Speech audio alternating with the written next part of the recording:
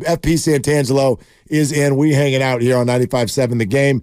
And in fact, I think Marty might want to welcome you. Hi, Marty. What are you doing?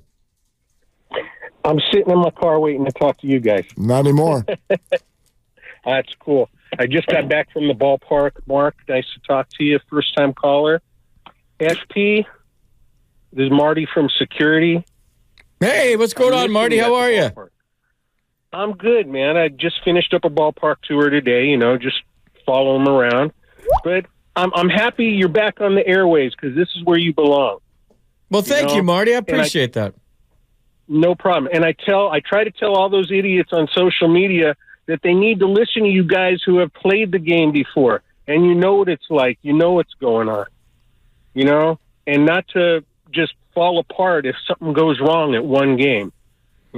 I have faith for all my ball teams, Niners, Warriors, Giants, but I'm just happy that you're back telling what you know about being a pro and the way life is and being a professional. So that's all I got to say. Welcome home, man. You belong on the airwaves, and I hope to see you at the ballpark this season. Thanks, Marty. I hope to see you, too. I appreciate the call, and happy holidays to you and your family. Amen. The cool part about the Giants is a lot of pro sports franchises throw around the word family loosely. Mm-hmm. And that Forever Giant thing's a real deal. Like, my kids have grown up, and it's the same security people. It's the same people, the ushers, and they know your batting average. They know what place you're in. They know the record, how many games out you are. They're invested into the team. And even to this day, it's the people that I've grown up with at that ballpark, that my kids have grown up. And when you come to that ball, you're welcome. And it's like family. It really is. And there's other organizations that say, we're family. No, you're not. It's sterile. You're just using that to make people think you're together. It's not. But down there it is. It's a real thing. So to have Marty call me, who I've known for years, and everybody at the ballpark that gives me hugs every day when you're there, it's different, man. And that's the part, and I know I'll get off of this in a second. No, don't. But that's the part, like, when you're trying to sign people, that I don't think people know well enough what a family it is here. When I was a Dodger, you go down there and it's 25 guys, well, it was cabs back then. Now it's Ubers. Or even Waymos, by the way. Those are sick. I love those. You've done it? It's like you're in an amusement park. I mean, and there's no driver. It's amazing. Sorry, I just went crazy ADD on you. Okay, yeah. But there's other places that are sterile. Ohtani's got his money now, but it's and I can't speak for the current Dodgers, but when I was there, it was just not the same vibe as here. That even the players on off days, you spend time together, and the families become close, and you're close with people at the ballpark. And I've been in other organizations where it's just not like this. See, but let's go there for a sec, because I do feel like what you're talking about, and I've watched it, especially when I was over in that studio every single night. I've watched it. But it does feel like that's been lost a little bit, because how do you – and I don't mean it from the standpoint of the security and the ushers and that. I mean that from the standpoint of what's happening within the organization, where we're talking not about taxis after the game. We're talking about taxi squads. And you got a different player at every locker every other night. You got a different player at shortstop every inning. And I know I'm exaggerating, but – when you combine that, and then, hell, since we're here, like, how did the Buster Posey thing grab you a couple of weeks ago? I think everybody lost the word perception in there. Well, just to reboot. He said the perception is. But to reboot what I said about it, I wasn't bothered by what he said. I was bothered that he said it. And so you're the elephant in the room, it needed to be said. Well, but did it? Yeah. How did it help is my question.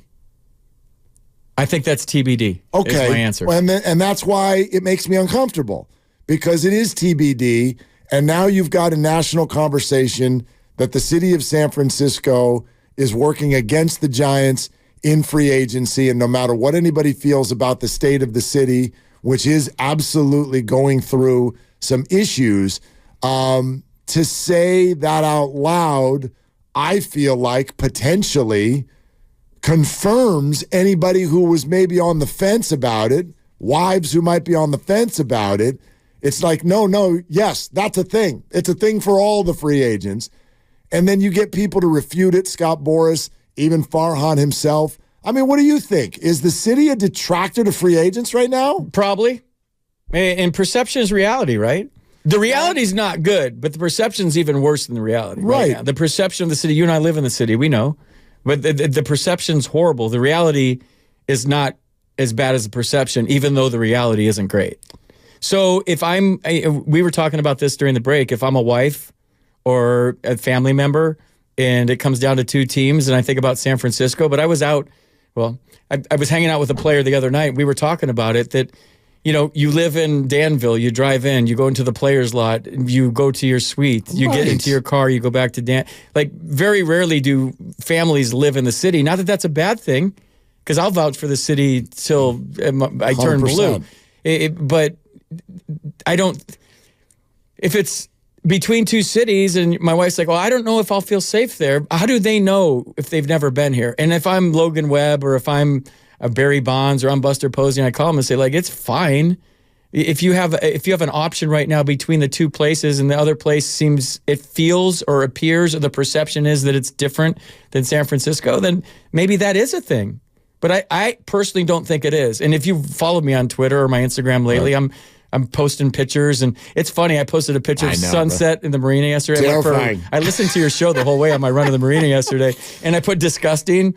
And then it's all political now. Totally. It's like, this is the worst city ever. Where's the dumpster? Did somebody take a poop? Did your car get? Well, no. One of my friends said, "Did your car get broken into?" I ran.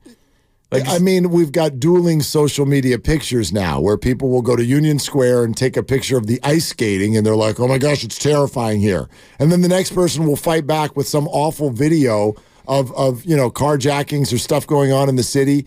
And I'm like, look, you're both wrong. You're both not winning. Like, all of us can go to a street and find it looking great. And all of us can go to a street and where it looks awful. In any city. In any city. That's the part that bugged me. The part that bugged me is, why would you feed into the stereotype knowing that Echo Park, Chavez Ravine in L.A., not a good area.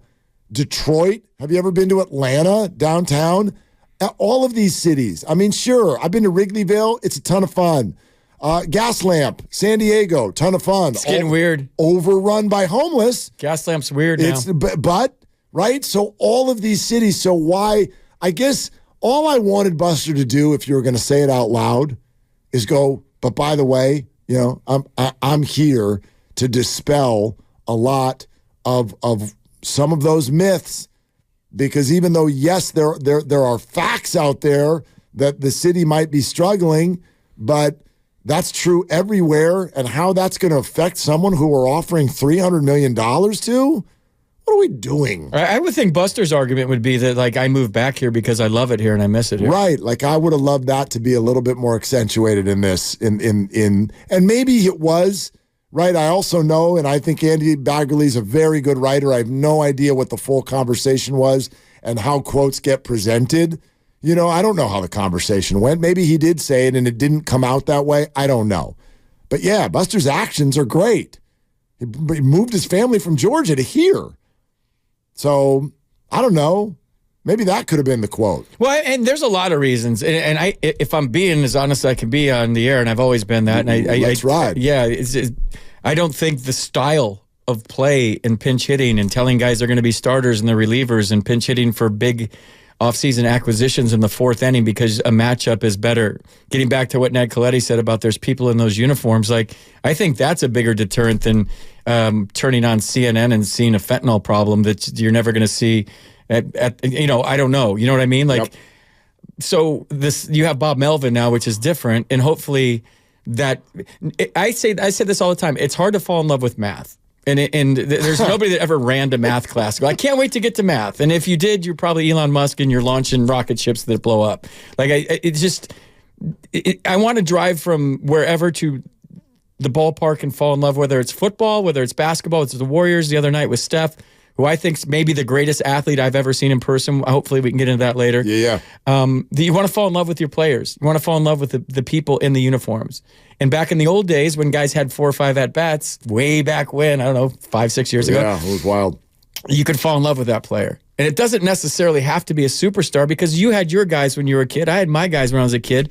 But if I don't know who's playing shortstop and it's not Rich Aurelia every day, And it's Brandon Crawford's playing sparingly, and who knows who's playing, and who knows who's leading off tonight, and who knows who's hitting fourth, and who knows how many at-bats they're going to get, and who knows who's starting. Is it John Brebbia for the third day in a row because he's an opener? That's hard to fall in love with, dude. Even if you win, that's hard to fall in love with. Totally. And the Giants, hopefully, with Bob Melvin and Pat Burrell and guys that have worn the uniform, Matt Williams, and know the significance of that, get back to that so we can fall in love with our players again. The brand is bigger than what it was the last couple of years. It felt corporate. It felt sterile. And hopefully it's not that anymore. And we could all drive to the ballpark and see some good players that I want to go buy their jersey. I want to emulate them in Little League. I want to wear my uniform like them. And I want to be like Matt Williams, or I want to be like Will Clark, or I want to be like whoever throughout the course of Tim Lincecum or Matt Cain, or I want to be like those guys. And so you take the math, which in the matchups, which to me isn't conducive to fans falling in love with your team. You take the way it's used. You take the ballpark. Guys like to play in the heat in the summer. My injuries, my sore knee hurts in 50. It doesn't hurt in 80.